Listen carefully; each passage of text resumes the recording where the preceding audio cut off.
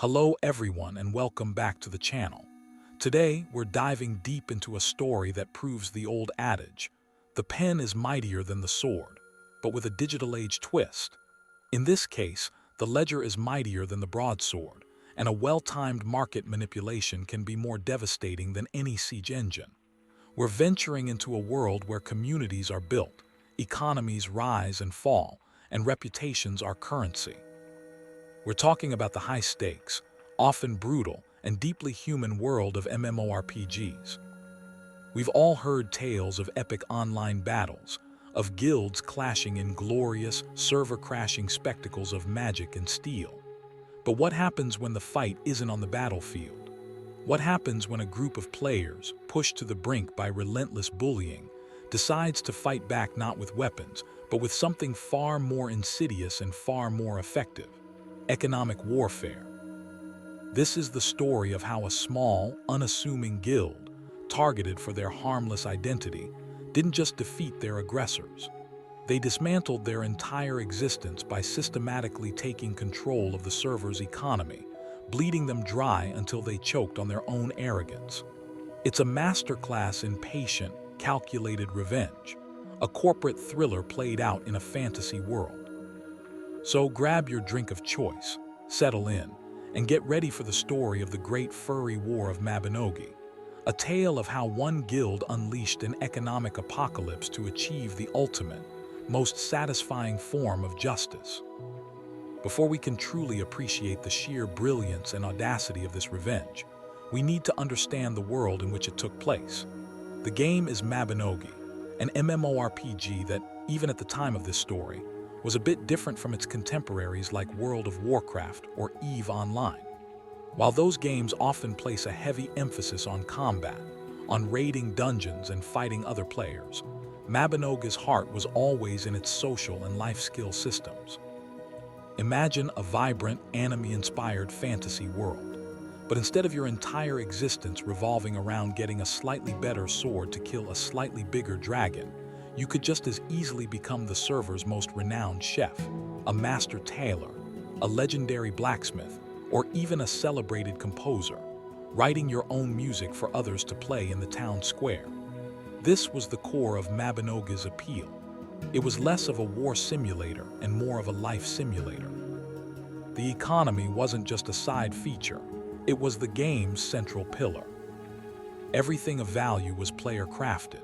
The best armor, the sharpest weapons, the most potent potions, the food that gave you crucial buffs, it all came from the hands of other players.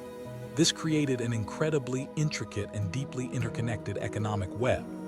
A warrior swinging a sword was directly reliant on the blacksmith who forged it, the miner who dug up the ore, and even the chef who cooked the meal that boosted their strength.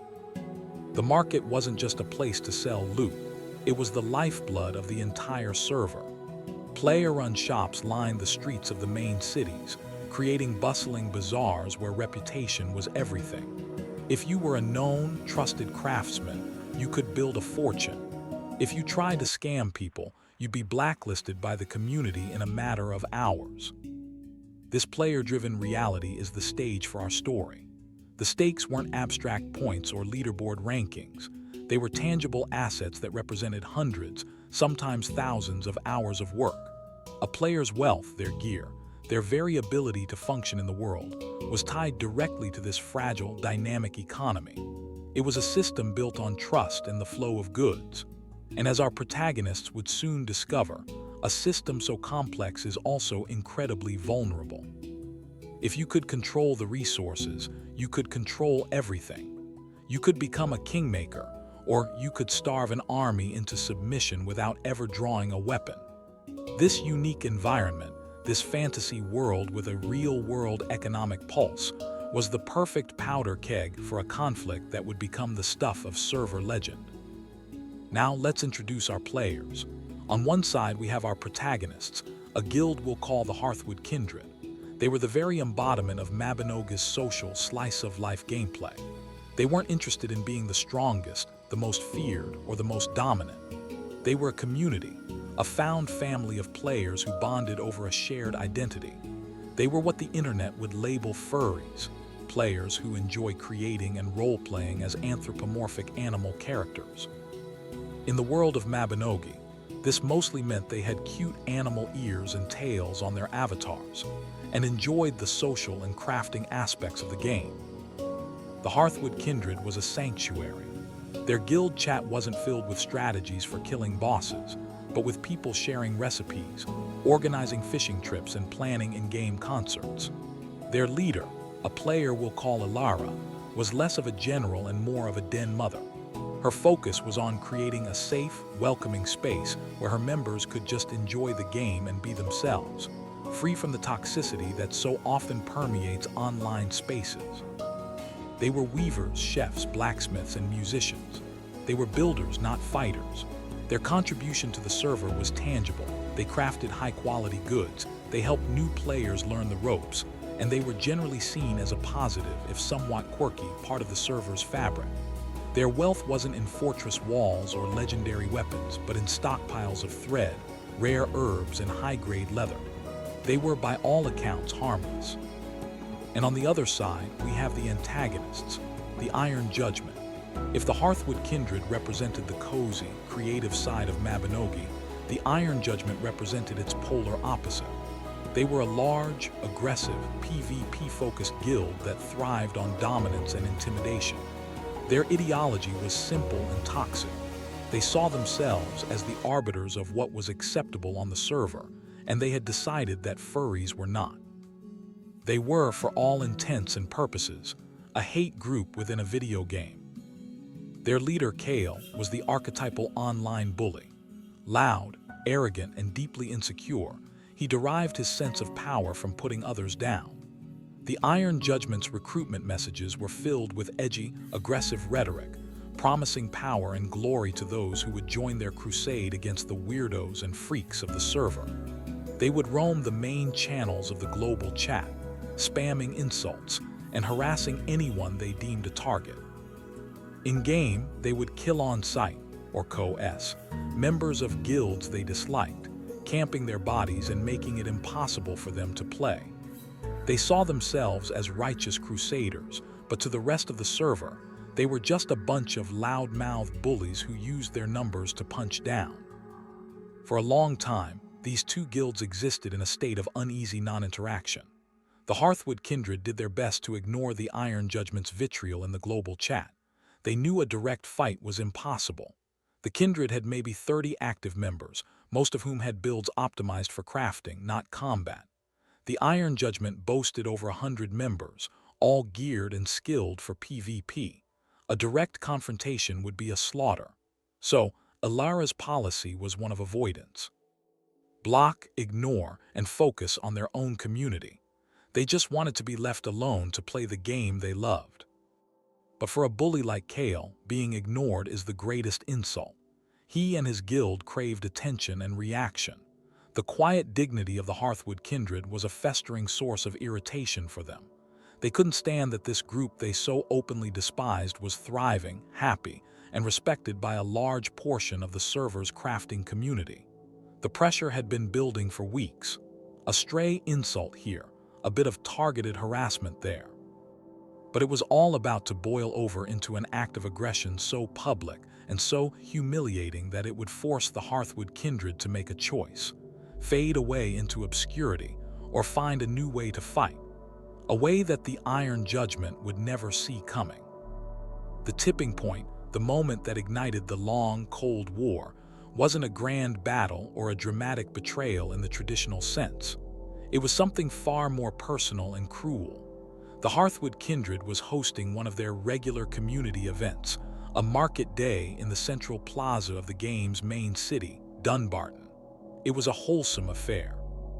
They had set up little stalls, offering free food buffs to new players, giving away custom-dyed beginner gear, and playing music they had composed themselves.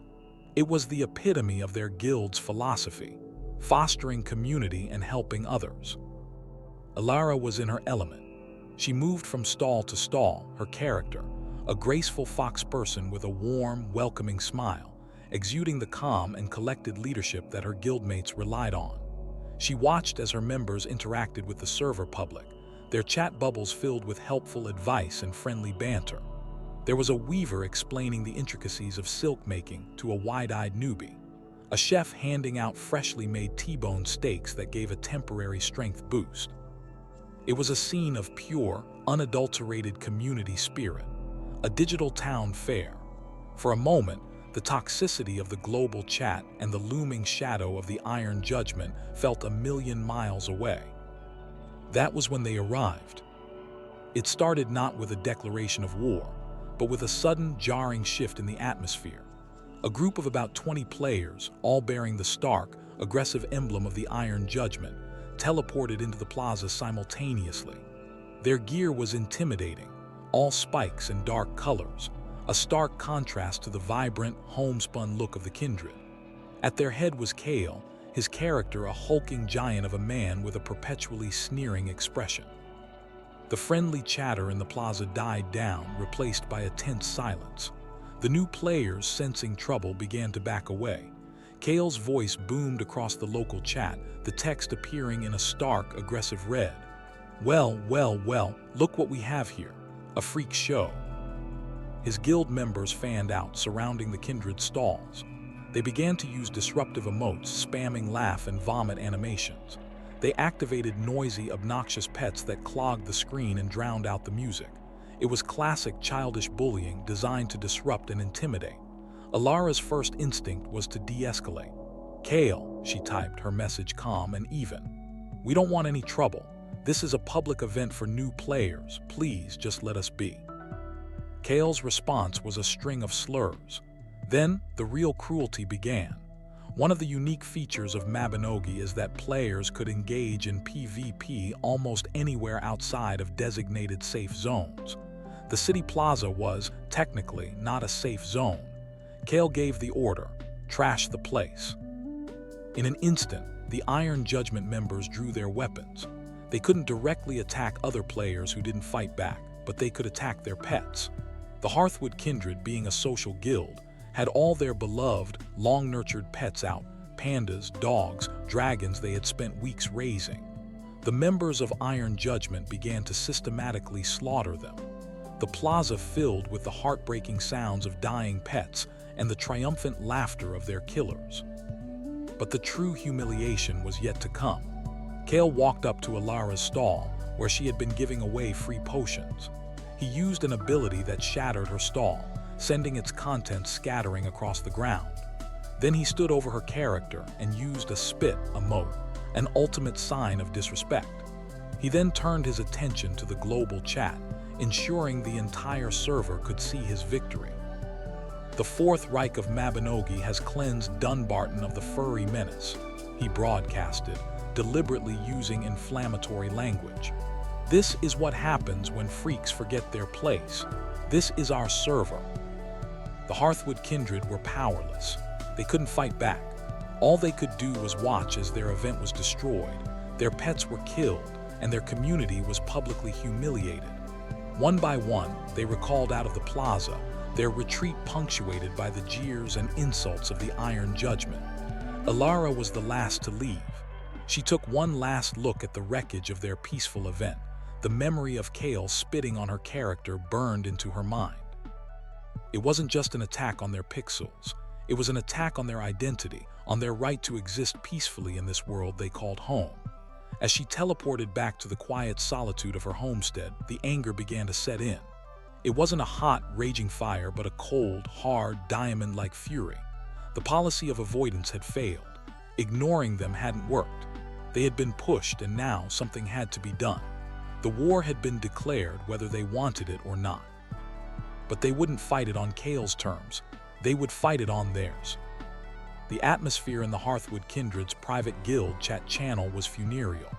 The usual stream of cheerful greetings, crafting questions, and silly jokes was replaced by a heavy, oppressive silence, punctuated only by the occasional bitter comment. Some members were recounting the attack in stark, angry terms. Others were simply typing ellipses, the digital equivalent of a stunned, helpless sigh. A few of the newer, more sensitive members were talking about quitting the game altogether. The sanctuary Alara had worked so hard to build had been violated. and the sense of defeat was palpable. Alara herself was logged out, but she couldn't pull her thoughts away from the game. She sat in the dark of her real-world room, the glow of the monitor illuminating her face, the Mabinogi login screen a silent accusation. The anger from earlier had cooled, solidifying into something dense and heavy in her chest. It was the cold, weighty feeling of responsibility. These were her friends. She had invited them into this community, promised them a safe haven, and she had failed to protect them. Her mind replayed the scene in the plaza over and over. The smirking face of Kale's avatar, the shattering of her stall, the sound of her friends' beloved pets being killed for sport, the final, humiliating broadcast to the entire server, branding them as a menace that had been cleansed. It was designed to break their spirit, to scatter them to the winds, and it was working. She could feel the fragile bonds of their guild beginning to fray under the strain of the humiliation. What could they do? The thoughts circled in her mind like a vulture. They couldn't fight. That was a fact as immutable as the game's code. The Iron Judgment had the numbers, the gear, the combat-focused character builds. Any attempt at a direct retaliation would be a massacre. It would only feed Kale's ego and give him exactly the reaction he craved. They could report him, of course. They had already filed dozens of tickets with the game masters, complete with screenshots, but they all knew how that would end. At best, Kale might get a temporary chat suspension for the slurs. The GMs wouldn't and couldn't intervene in player-driven politics and warfare. To the game's administration, this was simply emergent gameplay. Was quitting the only answer? The thought filled her with a profound bitterness.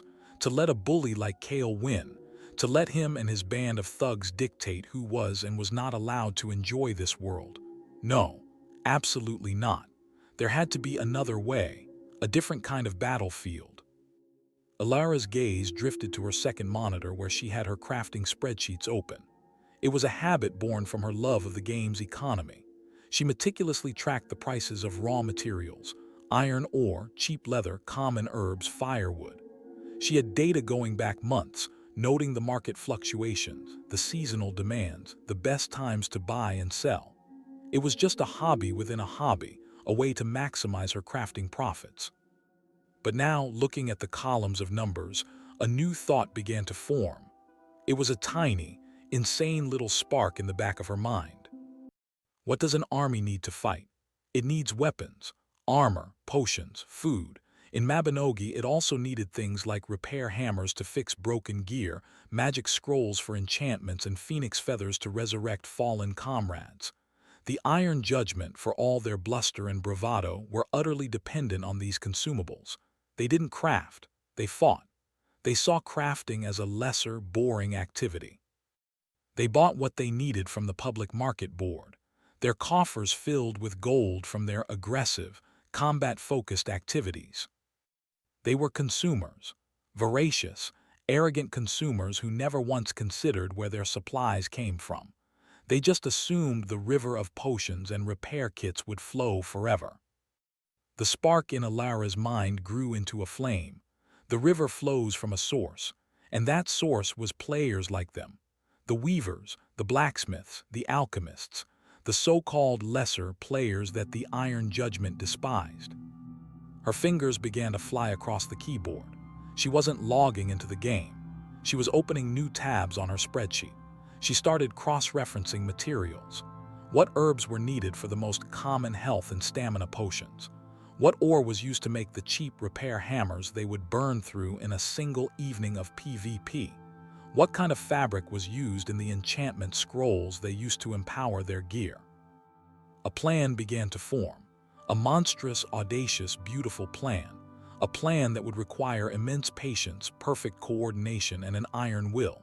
It was a plan to turn their own greatest strengths, their knowledge of the market, their crafting skills, their tight-knit community into a weapon. They wouldn't destroy the Iron Judgment's castle. They would cut off its supply lines. They would poison its wells. They would buy the very air they breathed and sell it back to them at a price that would bankrupt them. The cold weight in her chest was gone, replaced by a thrilling, dangerous sense of purpose. She logged back into the game, her fingers steady. She opened the guild chat, which was still simmering with despair. Everyone, she typed, her words cutting through the gloom. Emergency meeting. Our guild headquarters now. We need to talk. The Hearthwood Kindred's designated headquarters wasn't a fortress or a grand hall. It was a hidden grove, a little-known area of the map tucked away behind a waterfall. It was lush and green, filled with glowing plants and the gentle sound of running water. It was their secret garden, the place they went to escape the noise of the main cities. Within minutes, the 30-odd members of the guild had gathered. Their avatars stood in a loose circle, the mood somber. Alara let the silence hang for a moment, letting the weight of their situation settle. Then she began to speak, her text appearing in the chat box, calm and measured. I know how everyone is feeling right now, she began. You're angry, you're humiliated, some of you are scared, you feel powerless. You're thinking about quitting, and honestly, I don't blame you. What happened today was unacceptable. It was cruel, it was targeted, and it was designed to break us. She paused. We can't fight them, not in the way they expect. If we go after them with swords and spells, we'll lose. We'll be wiped out in minutes, and Kale will laugh as he stands on our graves. That's what he wants. We are not going to give it to him. A hot-headed warrior in the guild, a player named Fenrir, spoke up. So what? We just do nothing. We let them get away with it. No, Alara replied instantly. We don't do nothing, we do everything. We fight back. But we're going to do it on our terms, on a battlefield of our own choosing, a battlefield they don't even know exists. She took a deep breath, figuratively. I'm talking about the market, the economy. Their guild is a war machine, and every war machine needs fuel. They need potions to heal. They need food for buffs. They need hammers to repair their precious armor. They need scrolls to enchant their weapons. What happens? If all of that suddenly becomes 10 times more expensive, or 100 times, what happens if it's not even available at all? A confused murmur went through the assembled players. A weaver named Lyra typed, "What are you saying, Alara? You want to outcraft them?" No, Alara clarified. I want to starve them. I'm proposing a new guild project, a long-term one. We are going to systematically and secretly buy out the entire server's supply of every single raw material that the Iron Judgment needs to function. Not the finished products, the raw materials, the cheap iron ore, the common herbs, the basic leather straps, the stuff that floods the market for pennies, the stuff nobody thinks twice about. She brought up her spreadsheet, sharing her screen through their Discord channel so everyone could see. I've broken it down. Phase 1 is acquisition. Every single one of us is going to contribute.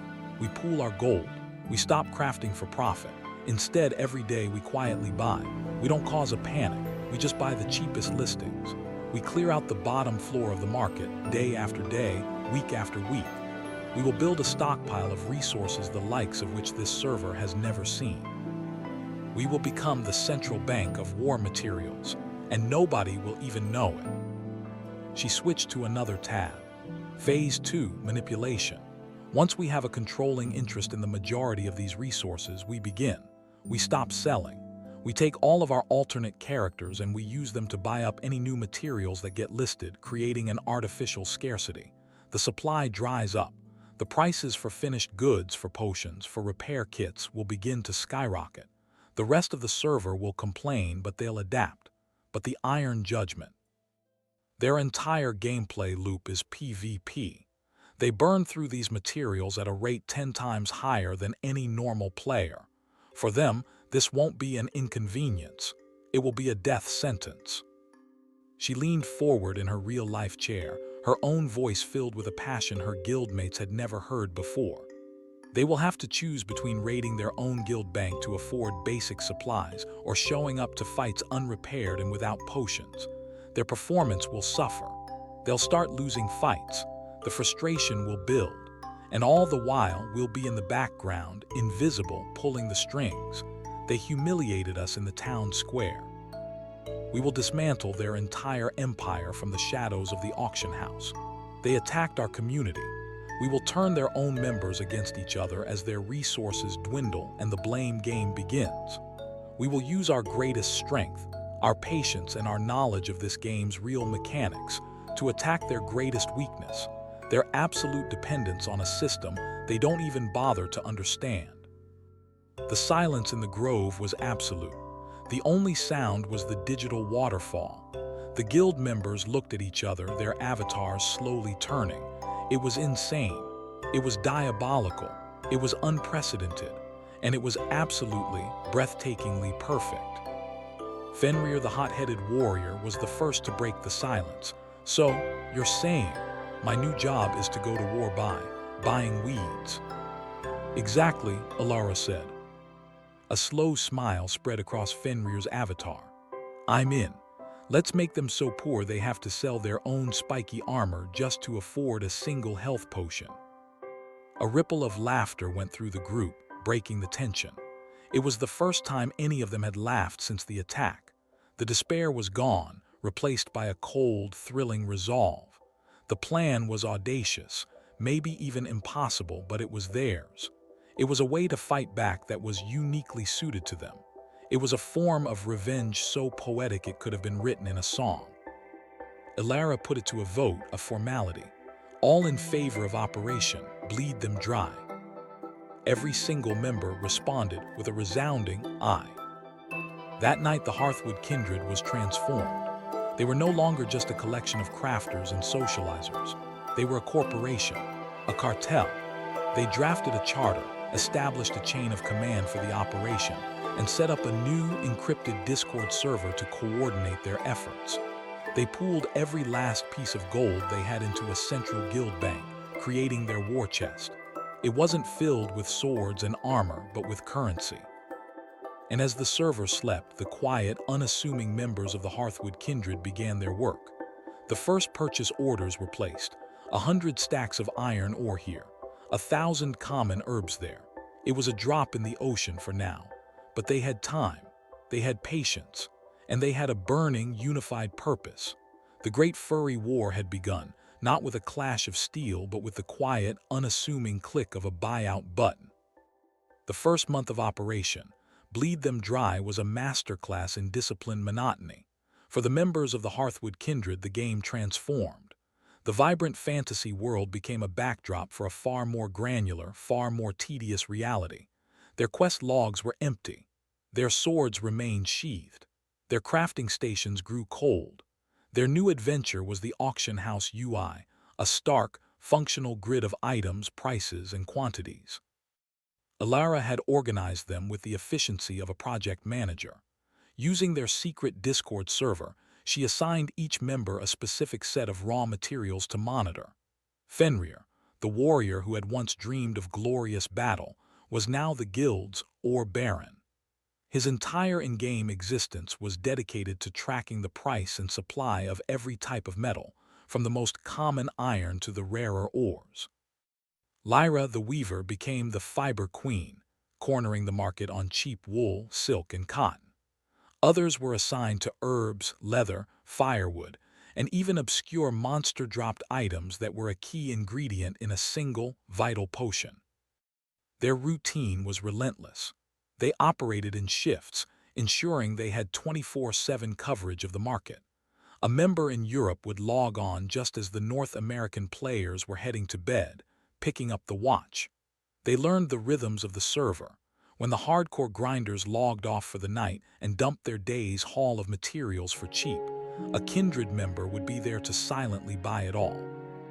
When a new player, ignorant of market values, listed 1,000 units of ore for half the going rate, their listing would disappear within seconds, absorbed into the ever-growing horde of the kindred. To avoid detection, they became ghosts. They used dozens of anonymous, low-level alternate characters for the actual transactions.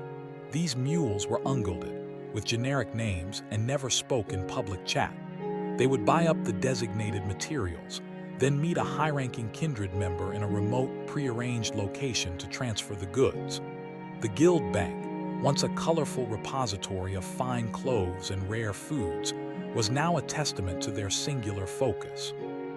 It was overflowing with the mundane building blocks of the entire server's economy. Tab after tab was filled with identical gray and brown icons representing thousands upon thousands of units of raw materials. To an outsider, it would look like a hoarder's disorganized mess. To the kindred, it was their arsenal. The psychological toll of this phase was significant. It was a test of faith in Alara's plan. Some days it felt pointless. They were spending all their money, their time, their energy, and for what? The prices on the market were barely moving.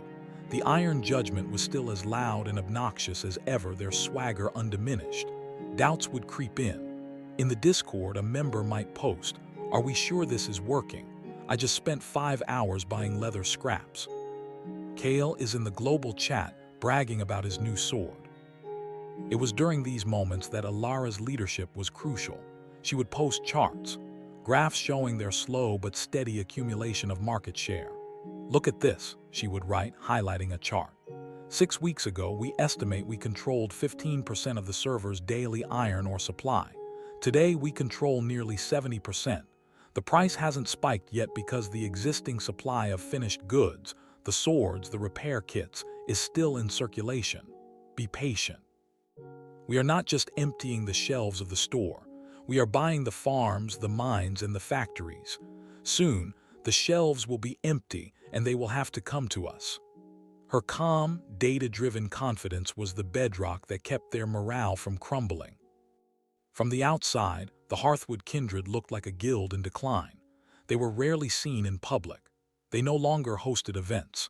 Their public profile had all but vanished.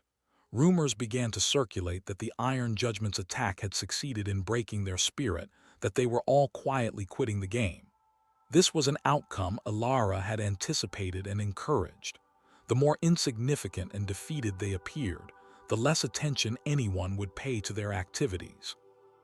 They wore their perceived demise like a cloak of invisibility. Meanwhile, the members of the Iron Judgment were living in blissful ignorance. Their world was unchanged.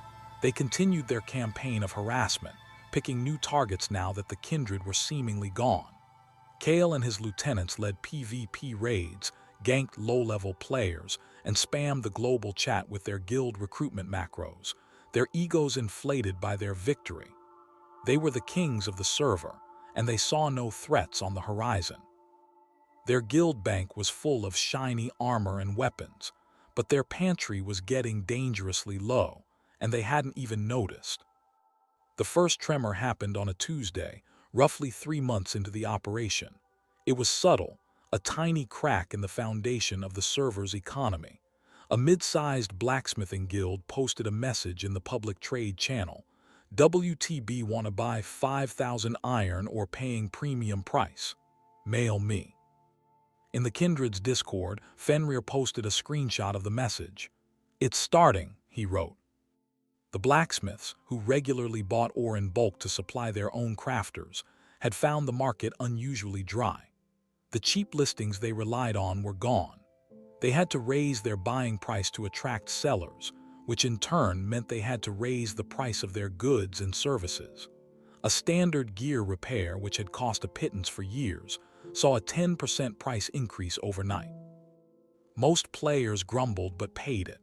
But for the members of the Iron Judgment who saw gear durability as just another resource to burn through, it was an annoyance. In their guild chat, a member complained, "Man, repairs are getting expensive." Kale's response was swift and dismissive. "Stop dying so much and maybe you wouldn't have to repair. Get better." There was no analysis, no curiosity, just blame and arrogance. He was completely oblivious to the larger forces at work. A few weeks later, the second tremor hit. This time, it was the alchemists. The supply of blushing herbs, a common ingredient for the server's most popular health potion, had all but vanished. The kindred had quietly bought up not just the herbs on the market, but had also spent weeks camping the areas where they grew, harvesting them the moment they spawned. The price of a single health potion doubled, then it tripled. Now the complaints were louder and more widespread. The global chat was filled with players asking what was going on. Speculation was rampant. Was a new update coming that would make these herbs more valuable? Did a large guild decide to power-level alchemy? No one could figure it out. For the Hearthwood kindred, watching the panic from the shadows was intoxicating. They were like gods, silently manipulating the world, their actions invisible but their effects undeniable. They shared screenshots of the global chat, reveling in the chaos they had created. The bitterness of their public humiliation was slowly being replaced by the sweet, intoxicating taste of power. Now, the Iron Judgment was truly starting to feel the pinch. A single PvP session could burn through dozens of potions. What was once a negligible cost was now a significant financial drain. Their less wealthy members found that one evening of fighting for the guild's glory could wipe out a week's worth of their own personal income. Let's look at this from the perspective of a rank-and-file Iron Judgment member. Let's call him Marcus. Marcus was not a bad guy. He was a teenager who got drawn in by Kale's promises of power and belonging. He liked the thrill of PvP and the camaraderie of fighting alongside his guildmates. His routine was simple: log on, join a group, go fight, and have fun. He never thought about the economy. He just bought what he needed. One evening, after a particularly brutal series of skirmishes, Marcus returned to town. His armor was shattered, his inventory empty of potions. He went to the auction house to restock, his fingers moving on autopilot. He typed major health potion into the search bar and hit enter. His jaw dropped. The price was astronomical. A single stack of 20 potions, which used to cost less than a single gold coin, was now listed for 15. He didn't have that much. He opened the guild chat. "Hey guys, I'm broke. Can't afford pots to raid tonight. Can I get some from the guild bank?" The response came from one of Kale's officers. "Bank is for official guild operations only. Farm your own mats." Marcus was taken aback. He checked the guild bank logs. He saw that Kale and his inner circle had withdrawn thousands of potions for themselves over the past week. The resources were being funneled to the top, while the lower-ranking members were being told to fend for themselves. He logged off that night feeling frustrated and disillusioned. He wasn't having fun anymore. He was spending more time trying to farm gold to afford the basics than he was actually playing the game. He didn't know why things had changed, but he knew he didn't like it. This exact scenario was playing out across the entirety of the Iron Judgment's roster. The guild, which had been built on the promise of strength and dominance, was now being eaten from the inside out by something as mundane as inflation. The constant need for more gold to afford the ever-increasing prices was causing friction. Members who were good at making money were hoarding it. Members who weren't were falling behind, unable to keep up, and were accused of being lazy or not contributing enough. The final piece of this phase was the social campaign. As the economic noose tightened, the Hearthwood kindred re-emerged into the public eye. But they weren't the same guild. They were savvier now. They began a quiet, calculated public relations campaign. They started hosting free events for new players again, but on a smaller, more controlled scale. They would go to the starting zones and hand out free food and gear. When a new player in global chat asked a question about crafting, a kindred member would instantly send them a polite, helpful private message. They never once mentioned the Iron Judgment. They never spoke of their revenge. They simply cultivated an image of being the most helpful, knowledgeable, and generous guild on the entire server. The wider community, already frustrated with the rising prices and the constant toxicity of the Iron Judgment, began to see the kindred in a new light. They weren't weirdos. They were pillars of the community. The narrative was shifting. The Iron Judgment were no longer the cool, edgy PvP gods. They were the loud, obnoxious bullies who contributed nothing, while the Hearthwood kindred were the silent, helpful crafters who made the server a better place. The battle for the server's heart and soul was being fought, and the Iron Judgment didn't even know they were a combatant. They were too busy wondering why a single repair hammer now cost more than a new sword. The foundation of their empire was cracking, and the architects of its destruction were watching from the shadows, their spreadsheets open, ready for the next phase of the demolition. The 6-month mark was the turning point. The acquisition phase was largely complete. The Hearthwood Kindred's network of mule characters and overflowing guild banks now held, by Ilara's conservative estimate, over 85% of the server's total available stock of key PvP consumables and their base ingredients. They had drained the swamp. Now, it was time to unleash the monsters. Ilara called another meeting in their hidden grove. The mood this time was entirely different. The despair was a distant memory. The quiet determination had been replaced by a sharp, predatory focus. They were no longer victims. They were the invisible hand of the market, and they were about to make a fist. Phase 3 begins tonight, Ilara announced, her words concise and clear. We are no longer just buying. We are now the primary sellers. Our goal is no longer scarcity. It is control. We will set the price. We will dictate the flow of goods. From this moment on, no one on this server will swing a sword or cast a spell without indirectly paying tribute to us. The plan was as elegant as it was brutal. They would use their army of anonymous alt characters to become the new face of the market. They wouldn't just dump all their stock at once. That would cause a temporary crash. Instead, they would create a price wall. One by one, their alts would begin listing finished products, potions, scrolls, repair kits, back onto the auction house. They would list them in small, reasonable-looking stacks, but the price would be non-negotiable, and it would be utterly ruinous.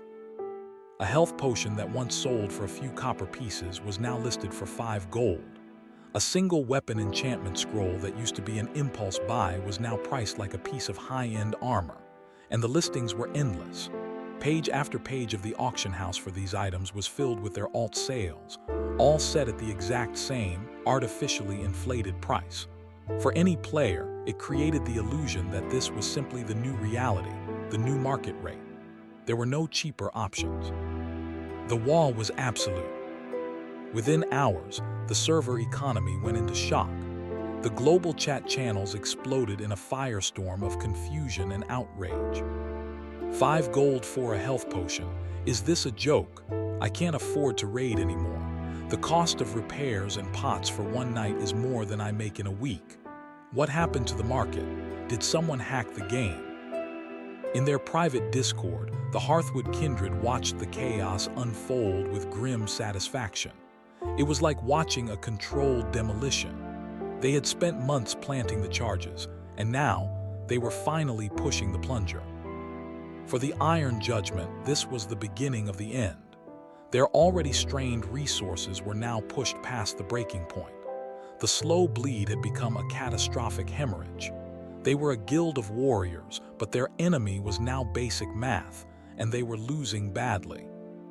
The internal schism that had been forming within their ranks ripped wide open. The guild was now split into 2 distinct factions, the haves and the have-nots. The haves consisted of Kale and his small circle of officers.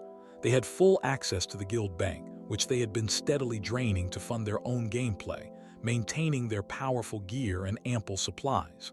The have-nots were everyone else. The rank and file members, the backbone of the guild, were now effectively bankrupt. They couldn't afford to participate in the guild's core activity, PvP. This led to a legendary, catastrophic guild meeting for the Iron Judgment. Kale summoned everyone to their fortress, his intention to rally his troops and demand they farm more to overcome this temporary market weirdness.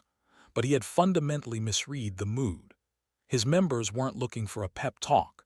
They were looking for answers and support, neither of which Kale was capable of providing. The meeting took place in their throne room, a space designed to be intimidating, all black stone and fiery braziers. Kale sat on his throne, his avatar looking down on the assembled members. I've brought you all here because our performance has been slipping. Kale's voice boomed in the guild chat. People aren't showing up for raids.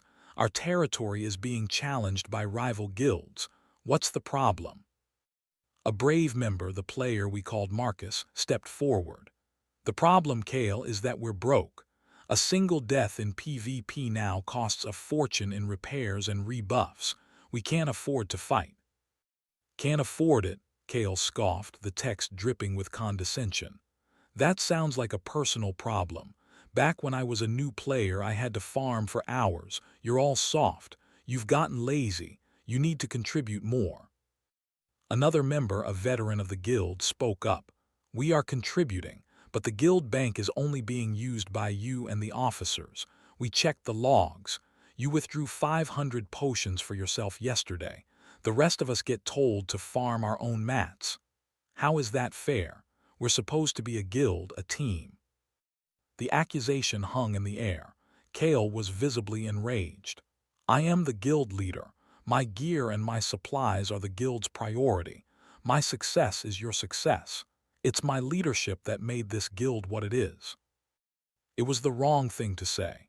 The dam of resentment broke. One after another, members began to speak up, their voices overlapping in a cascade of angry text. They complained about the lack of support, the hypocrisy, the arrogance. They accused Kale of treating the guild bank like his personal piggy bank. The meeting devolved into a chaotic mess of accusations and insults. Kale, incapable of handling criticism, resorted to threats. He kicked Marcus from the guild on the spot for insubordination. That was the final straw. Seeing Marcus, one of their own, get punished for speaking the truth, something snapped. A player typed "G-quit" in their chat box. His avatar vanished from the throne room. Then another, and another. It started as a trickle, then became a flood. In the span of 10 minutes, over a third of the Iron Judgment's members quit the guild, right in front of their stunned and furious leader. The invincible empire was crumbling from within, its own internal rot proving more deadly than any external enemy.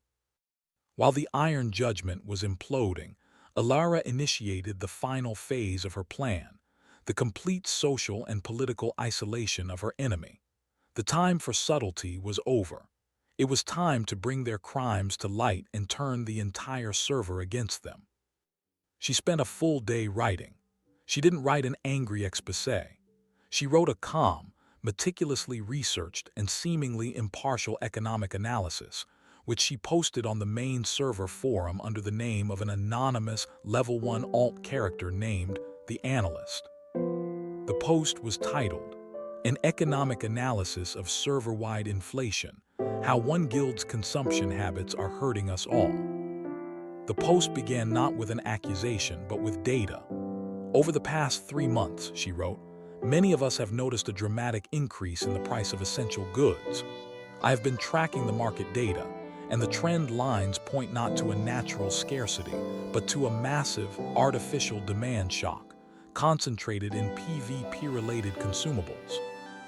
She included charts and graphs she had painstakingly created.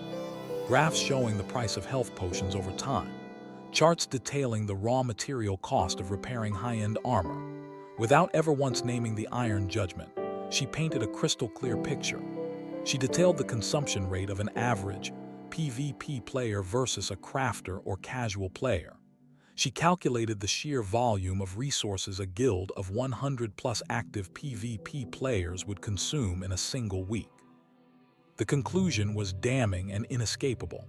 The server's economic problems, the inflation that was hurting every single player from the newbie to the veteran crafter, could be traced back to the voracious, unsustainable consumption habits of a single, large, combat-focused group.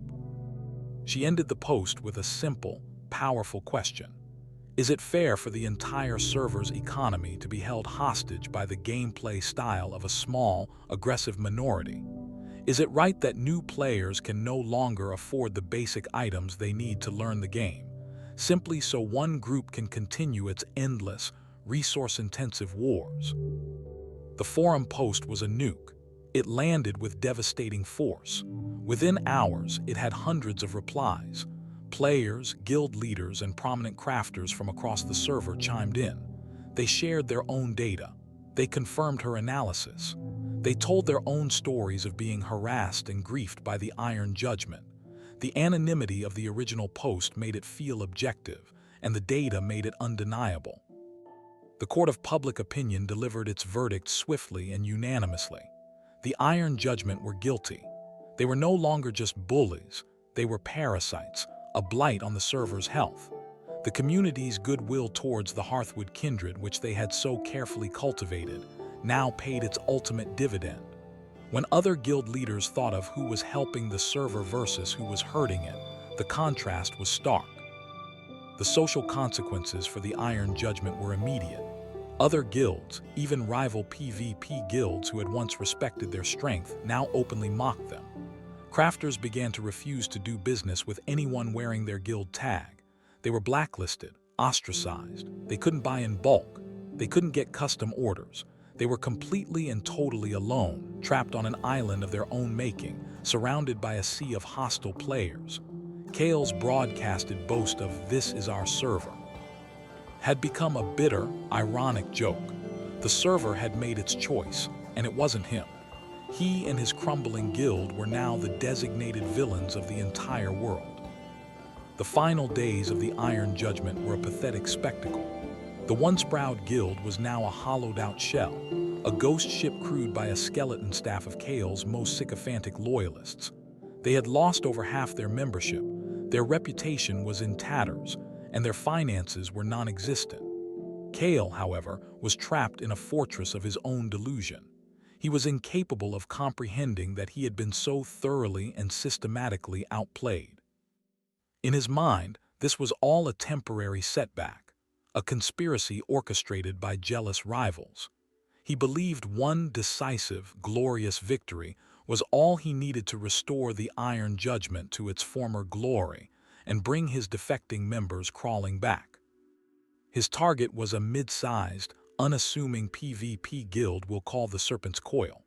They were competent fighters but had never sought the server-wide spotlight. Kale saw them as an easy mark, a quick win to put on his resume and rally his fractured guild. He issued a formal, server-wide declaration of war, a feature in Mabinogi that allowed guilds to fight each other without penalty in most zones. The declaration was broadcast to every player online, a desperate, pathetic attempt to recapture the fear and attention he so deeply craved. The Iron Judgment hereby declares war on the Serpent's Coil, his message blared. Let all bear witness as we remind this server what true power looks like. The server's reaction was not awe but pity and amusement. The global chat, which he had once dominated, immediately filled with mockery. LOL, they're picking on the serpents now. Can't afford to fight a real guild. Wonder if they have enough money to repair their gear after this. Breaking news. Local man who burned down his own house declares war on the fire department. In their command center, the Hearthwood kindred watched the declaration with the quiet focus of a chess master observing their opponent's final, futile move. Alara knew this was the endgame. She sent a single, anonymous in-game mail to the leader of the Serpent's Coil. It was short and to the point. He's desperate and his guild is broken. They can't sustain a long fight. We predict they have less than an hour's worth of consumables on hand. They are a paper tiger. Do with this information what you will. A friend. Then, as a final, beautiful act of poetic justice, Alara authorized a special delivery. A kindred alt character, posing as a sympathetic third party, sent a package to every single member of the Serpent's Coil. Inside was a full stack of the best, most expensive health potions, a stack of weapon enhancement scrolls, and a note. For the server's health, give them hell. The day of the battle arrived. The chosen battlefield was a large, open plain, a classic PvP zone. The remaining 20 or so members of the Iron Judgment gathered on one side. Even from a distance, their weakness was apparent. Their armor, once gleaming and immaculate, was visibly damaged, little cracks and dents showing that they couldn't afford the master repairs needed to keep it in pristine condition. They moved with a hesitant, nervous energy. On the other side, the Serpent's Coil assembled. They were outnumbered, but they were confident. Their gear was perfect. They were fully buffed, their potion and scroll supplies generously donated by their anonymous benefactor, and they had the entire server at their backs. Dozens of players from other guilds had gathered on the sidelines to watch the spectacle, like a crowd at a public execution. The fight began. Kale, roaring in the chat, charged forward, expecting his enemies to scatter as they always had. They didn't. The Serpent's Coil met their charge with a disciplined, coordinated assault, and the Iron Judgment simply fell apart. It was a massacre. An Iron Judgment member would take a few hits and instead of instantly healing with a potion, would try to run, their potion hotkey useless. Their damage output was noticeably lower, their weapons lacking the powerful enchantments they could no longer afford. Their armor, already damaged, broke with alarming speed. Within the first 10 minutes, half of Kale's forces were dead, waiting to respawn, their gear's durability plummeting with each death. The battle became a rout. The Serpent's Coil, emboldened by their success, systematically hunted down the remaining Iron Judgment members. Kale himself, who had always been protected by a phalanx of his guildmates, was suddenly isolated. He was cornered by 3 Serpent's Coil players. He fought wildly, his attacks powerful but predictable. He burned through his personal stash of potions, his last reserve of wealth. When they ran out, his health bar began to drop, and for the first time in his long, arrogant career, he knew he was beaten. He was killed unceremoniously, his body falling to the digital grass like any other player. The global chat erupted. The spectators, who had been watching with glee, unleashed a tidal wave of taunts. Iron Judgment got WIPED by a guild half their size. Guess Kale's credit card declined for his potion subscription, LMAO. Someone send them a link to the Weaving for Dummies guide. Kale respawned, his armor now completely broken and useless. He appeared back in town, naked save for his beginner clothes. He saw the chat. He saw the mockery. He saw his legacy turning to ash. He let out one final, incoherent, all-caps roar of pure, undiluted rage into the global channel, a string of curses and threats that earned him an immediate, system-automated 24-hour chat ban. And then he logged off. He would never log back on to that character again. Without their leader, the remaining members of the Iron Judgment scattered. There were no farewells, no dramatic speeches. One by one, they typed /gquit. The guild, which had for so long defined the server's social landscape through fear, died in complete and utter silence. A few minutes later, a simple, automated message appeared in the chat for all to see. The guild Iron Judgment has been disbanded. The war was over. In the quiet, hidden grove, the members of the Hearthwood Kindred were gathered one last time. They had the server chat open, watching the celebration, reading the final, simple epitaph of their enemy. There was no wild cheering, no triumphant boasting. There was only a profound, collective sigh of relief, a quiet sense of vindication that was deeper and more satisfying than any loud victory could ever be. Ilara looked at her friends, at the community that had been pushed to the brink and had not only survived, but had triumphed through intelligence and unity. "We did it," she typed, her words appearing in the calm of the guild chat. "You all did it. Your patience, your discipline, your trust in each other. It was the most powerful weapon this server has ever seen. Thank you." The question now was what to do with their power. They held a complete monopoly. They were, for all intents and purposes, the economic dictators of the server. They could have become the new tyrants, extorting the populace and funding their own rise to power. They chose a different path. The next morning, players logged on to find something miraculous had happened. The market had stabilized. The price of potions, of repair kits, of scrolls, had all returned to their normal pre-war levels. It happened overnight, as if by magic. The Hearthwood Kindred, through their network of anonymous alts, had carefully and systematically reintroduced their massive stockpiles back into the economy, crashing the prices they themselves had inflated. They kept only a small percentage as repayment for their initial investment and as a nest egg for the guild's future. The rest, they gave back to the world. They single-handedly saved the server's economy from the chaos they had created. It was their final, greatest act, cementing their legacy not as vengeful warriors, but as wise and benevolent guardians. They went back to who they were, a social guild of crafters and friends. They hosted their market day again in the Dunbarton Plaza. This time, no one dared to interrupt. In fact, players from all over the server showed up, not just for the free buffs, but to thank them, to trade with them, and to pay their respects to the quiet, unassuming guild of furries who had taken on the server's biggest bully and won, not by killing them, but by teaching them a brutal lesson in supply and demand. So what can we take away from this incredible story? On the surface, it's a tale of epic revenge, a digital David versus Goliath. But it's so much more than that. It's a perfect illustration of how online worlds, particularly MMORPGs, are not just games, they are societies. They have economies, politics, and social structures that are as complex and as real as any in the physical world.